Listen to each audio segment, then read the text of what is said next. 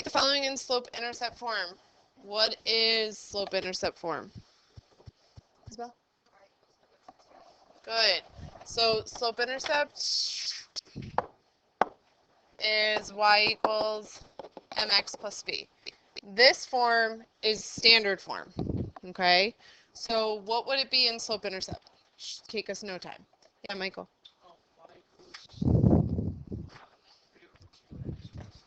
Good. Y equals 3x plus 8. Good. So as we go through, we should be correcting to make sure we are good. Okay? These are the concepts and skills we should know already. Okay. Write the following in standard form. Okay, that should have been changed to slope-intercept form. All right. Given the slope and through a given point. Through the point 1, 2, and slope is 7. Okay, go ahead. Okay, so let's see what we have. Okay, y equals 7x minus 5, which is correct in slope-intercept form. Okay, if you had this, you are correct in slope-intercept. Okay, standard form was making above, which we really don't use, only for finding intercepts. Did anyone put it in standard form or weren't sure where to go from there? Yeah, Mike. Okay, so we would have this as standard form, okay? One change. This first value is never negative, okay? So you would have to divide the whole thing by -1. So 7x minus y equals 5. This would be standard form. Even though you're there, just divide by that negative, okay? The a value in standard form, and I keep referring back to a, because this is standard form. Your a can, no negative and no fractions, okay? So your a cannot be negative and it cannot have fractions, okay, for standard form. But we have our slope-intercept, which we use a lot of the time, all right? Write the equation in slope-intercept form of the line that is perpendicular to the graph of this equation and passes through the given point. So perpendicular slope is what? So if we have a slope of 2, what's the perpendicular slope? Yeah, Mike? -1/2. So what would be our final answer?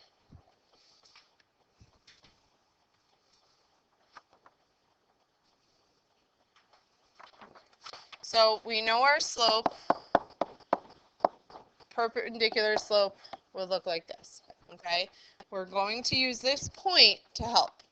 So we have 3 equals -1/2 times -5 plus b. 3 equals 5/2 plus b.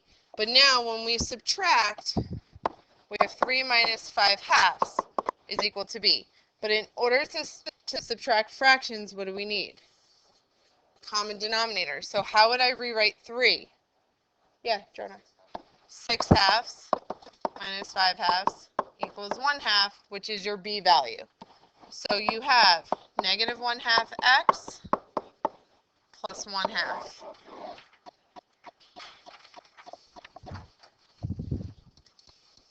Okay. All right, for number 4. What do we have? Yeah, Isabel. Okay, what did you do?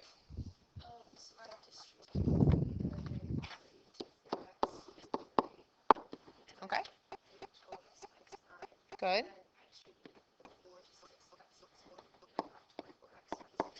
Mm-hmm.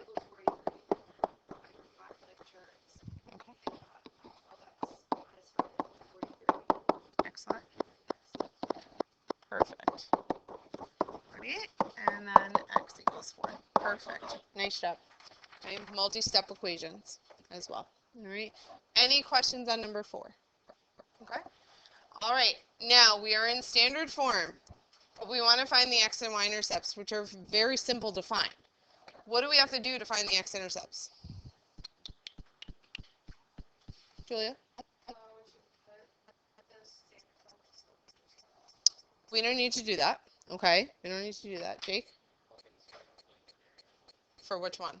To find the x-intercept. For y. Good. So we have 2x minus 6 times 0 equals 18. So we have 2x equals 18. What is our x-intercept? 9. So 9, 0. Okay.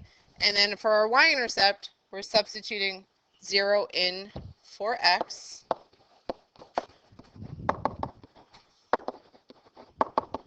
What was our y-intercept? Negative 3. So 0, negative 3, which is here, and you have your line. Okay? All right. And the last two I threw on there, since we have worked with factoring before, 6a, what is our factored form? Yeah, me. Good. Okay. And then for b. Yeah, Beth. Excellent.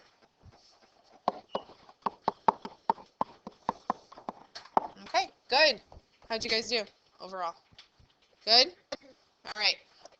So today is another piece of functions, but again, supplemental and dealing with lines. So just so you guys know, we finished functions and characteristics. Your tests are not graded yet. They will be. We finished function characteristics, function composition, notation, and inverses.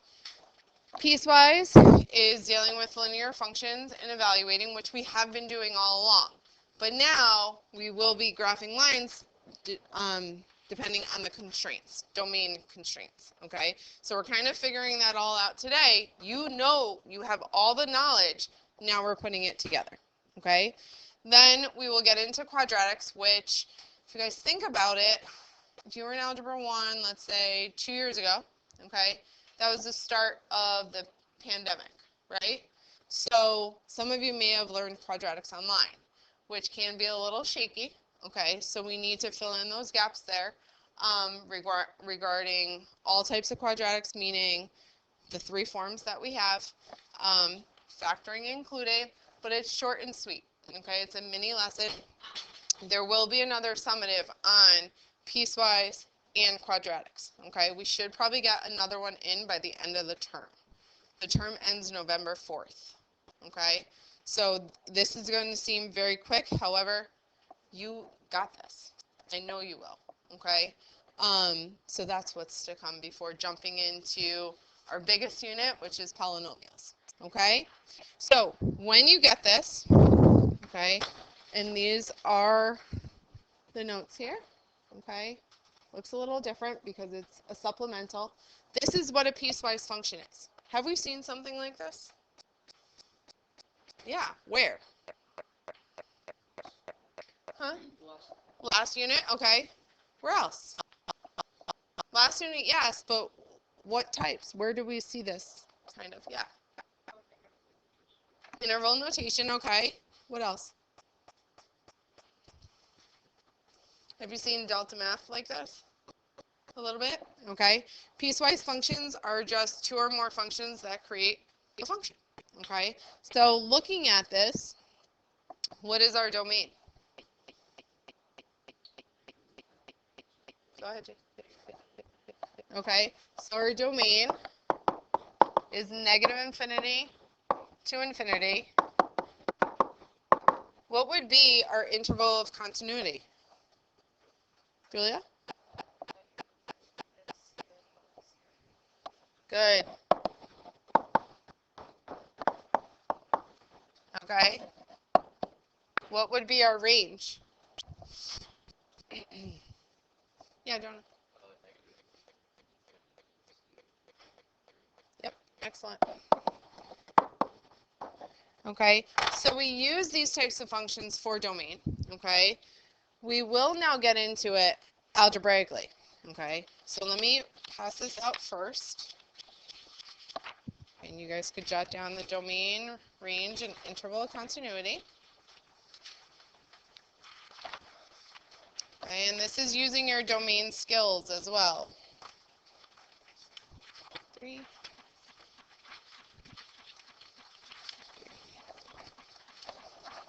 Okay.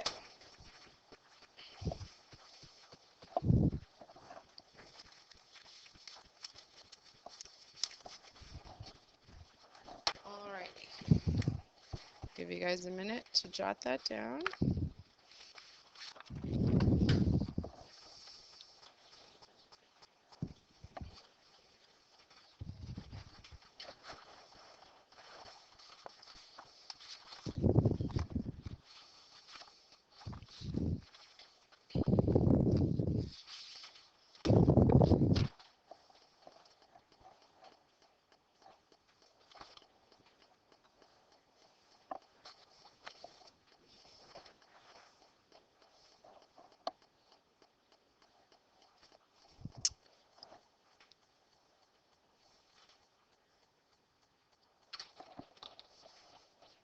All right. So, below, how to evaluate algebraically. Okay. This is what a piecewise function looks like. Okay. Where in this case we have 3 functions. We have linear, quadratic, and then a square root. But if you notice, they're over specific domains. Okay. Typically with piecewise functions,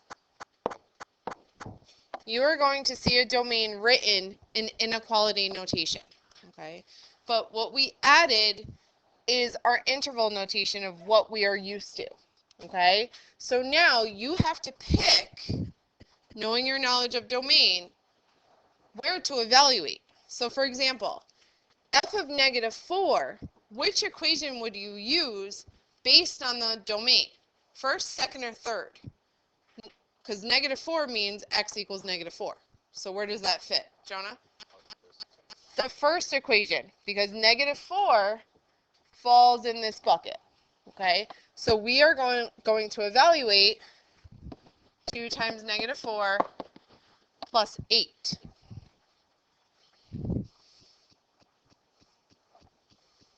Okay, what do we end up getting? 0. Good. Okay, now f of 6, which bucket does that fall into? First, second, or third?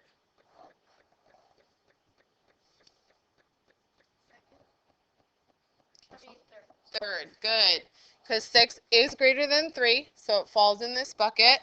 So we have the square root of 6 plus 3. 6 plus 3 is 9. What is the square root of 9? 3. Okay. Now here's a good one. F of -2. Addie? Why? There's a bracket around it, so therefore -2 is included in the first function, not the second. Does that make sense? Because if it was included in both, you wouldn't have a function. So that means I would have something like this. Okay? So f of -2, I am using this first function because of our bracket. So we have 2 times -2 plus 8. What do we get? 4. Good.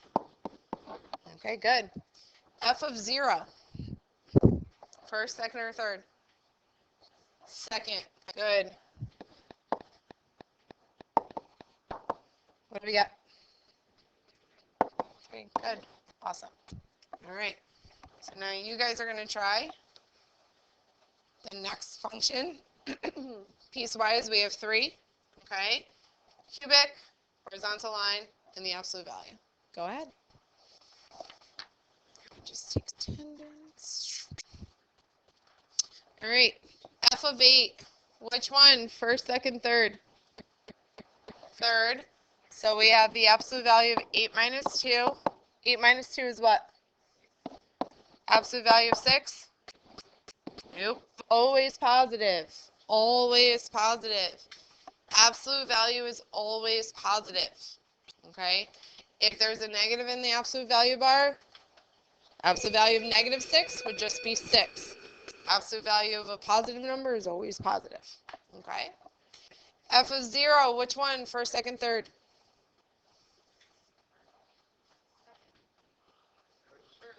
First, x is less than 1. 3 times 0. Okay. We're left with negative 1. Okay. F of 4. Second, and it would just be what? Okay. F of 5. The third. 5 minus 2 is what? Half the value of 3? Good. Excellent. Okay. Any questions? Okay. These are the ones we have seen. Okay. So we will be evaluating. Okay. We are used to this. Okay. We're used to seeing a piecewise function and evaluating. So go ahead. Try these two graphically. Go ahead.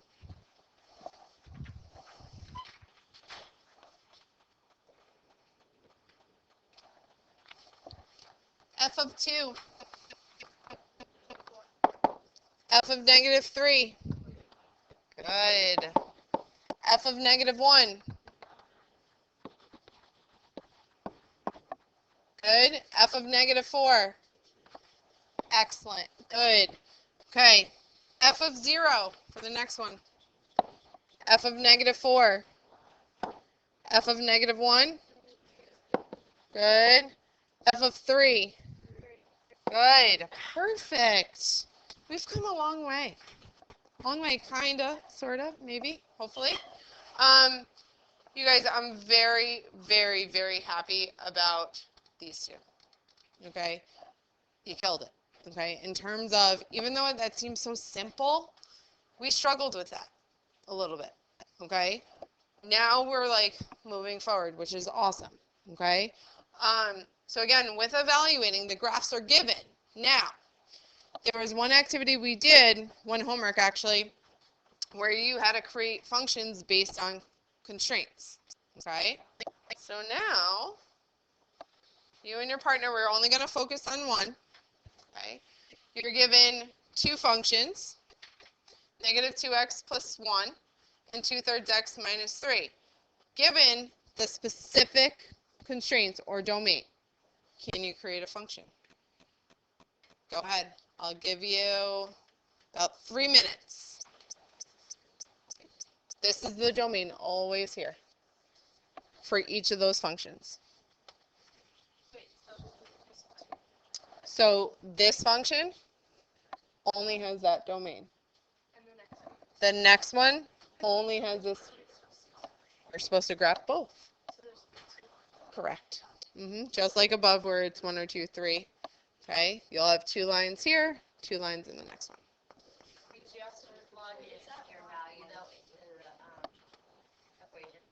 You could. You could. You can make it, however, it just has to fit that domain. Yeah. Yeah. Because this is y equals, guys. 5x is y equals. So y equals negative 2x plus 1. Y equals 2/3 x minus 3. Okay. Let's see what you come up with. Go ahead, work together. Discuss. Work together.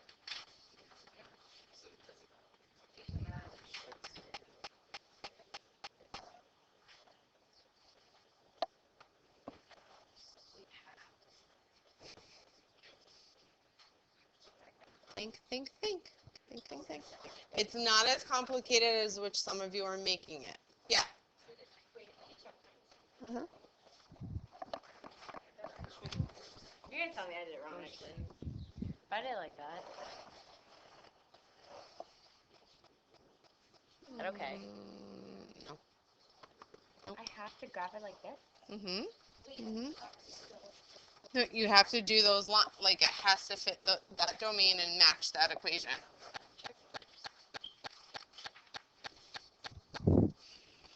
Very close. Okay. Just looking at the graph left to right. This one is supposed to be what?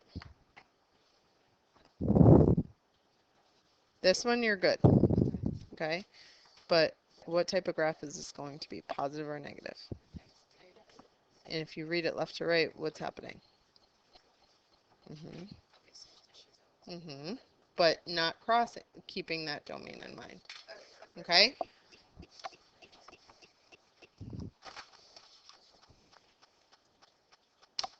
Good. Almost. Not there yet. Wait, did I do it? They can't cross.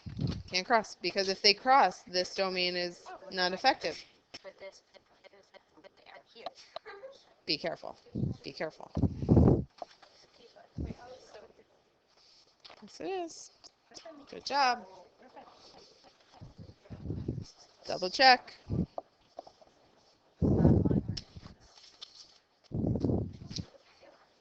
5. Good.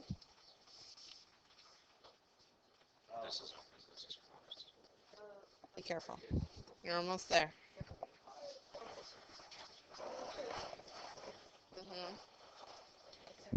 Nope.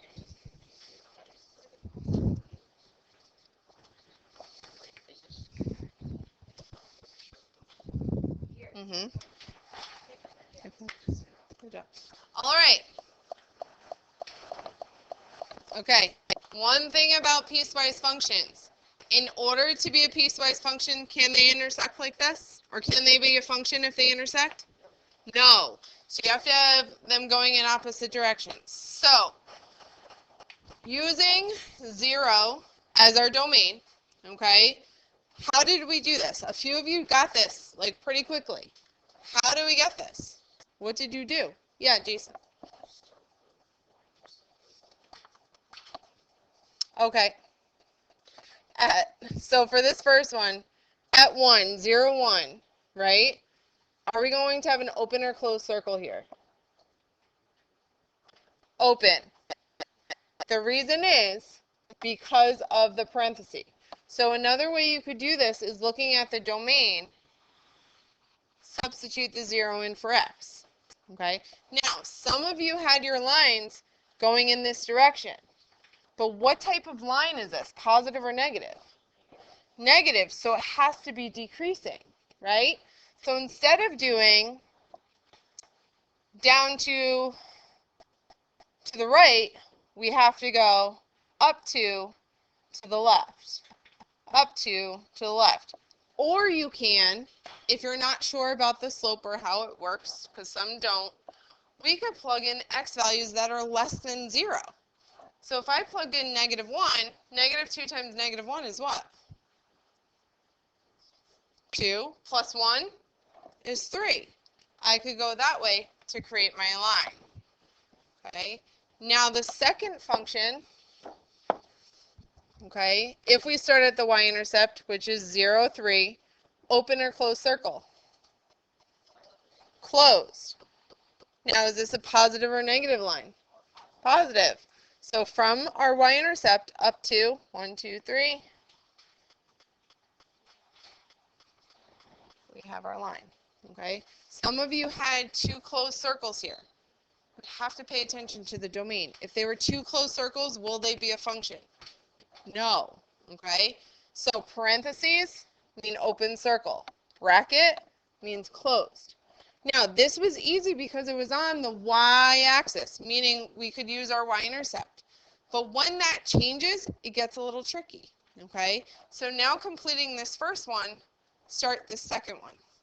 Okay. Go ahead. Some of you have already tried it already. But go ahead, give it a try. 1 more minute before we head to lunch. We have our last function here where we have y equals 5 and y equals 2x minus 4 when x is less than or equal to 2 and x is greater than 2. So for the first graph, what type of line will we have there?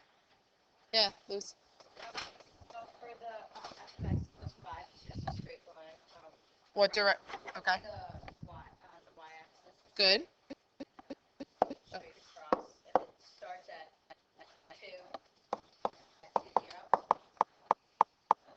Yeah, 2, 5. Okay. 2, 1, 2, 3, 4, 5. Open or close circle? Close. Good. In what direction? Good. All right. Excellent. Okay. Now our next graph is a positive line. However, what value are we starting at? Like some of you might have started at the y-intercept to graph your line, right? But if I did that, starting at -4 and go up to and keep going, are these points included in the domain? No. So if you were to start sketching your graph that way, you can just make sure you erase. And this point needs to be what? Open. Good. Okay. 2. Okay. Another way you could do this is your starting point. If I was to plug in the piece of the domain that I know, 2 times 2 gives me 4. 4 minus 4 gives me 0. So I'm starting at 2, 0. If I wanted to apply the slope there, I can. Or plug in 3. 2 times 3 is 6, minus 4 is 2. And keep going that way. Okay? Any questions? Okay. All right, we are going to try some practice. A little bit of everything. All right, we're going to try some practice. Okay, we're going to do right now in class, okay, the next 2 pages. So 1 through,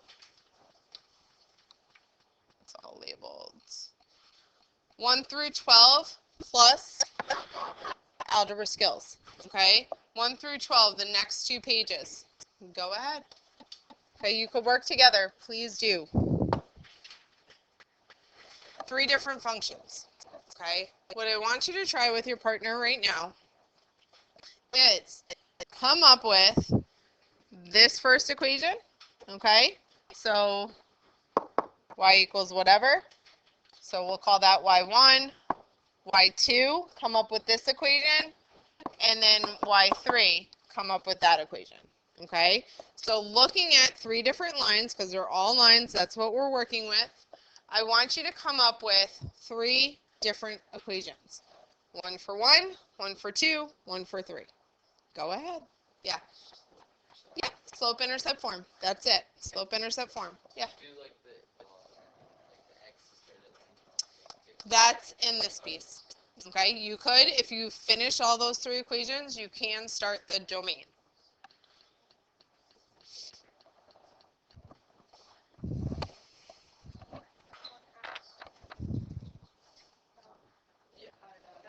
Give me one equation. One equation. Loose? Just 2x? Plus 3. Okay, so the first equation for this line, 2x plus 3. How many of you did get that? 2x plus 3. How did we get that? Jonah, how did we get it?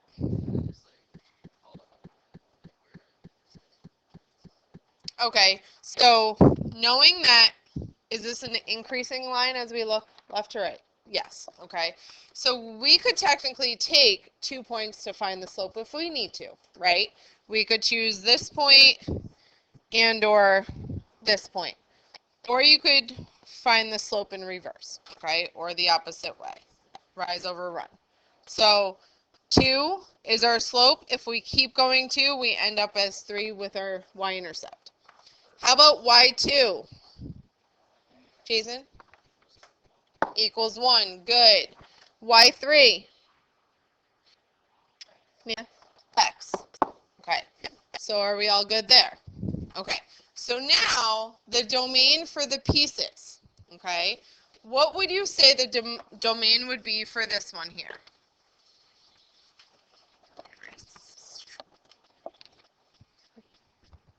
What would you say the domain would be? Luz? Okay, good. Bracket or parenthesis? Good. Okay. How about 1?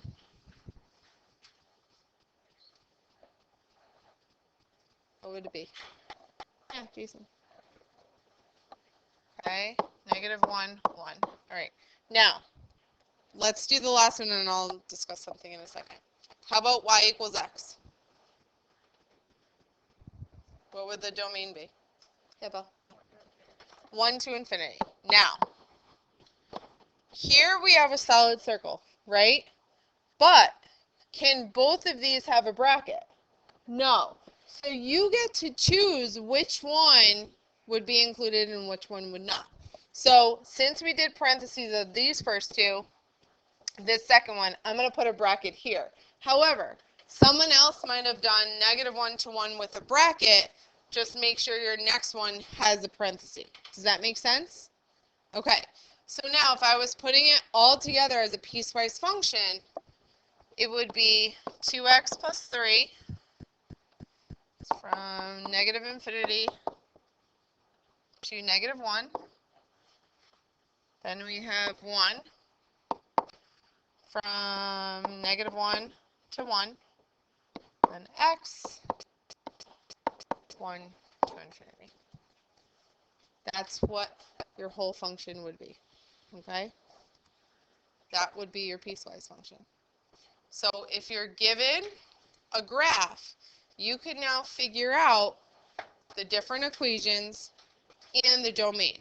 Because you know these two things individually, now we're putting them together to make one function. Does that make sense? Yes, no, maybe so? Okay. So, I wasn't sure if we were going to get to this, but I kind of want to see what you guys